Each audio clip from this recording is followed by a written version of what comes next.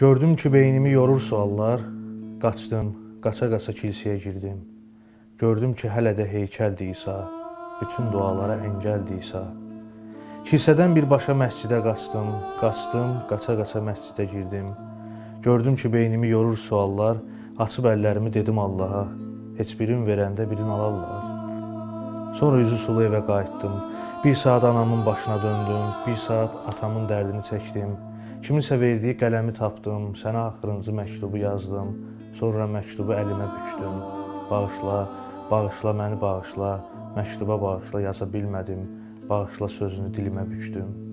Sonra sübhə qədər Quran oxudum, gördüm ki Allahın yazığı gəlir anama, atama, İsa'ya, mənə, hamını cənnətdə gözləyir Allah, bizi bağışlamaq istəyir Allah.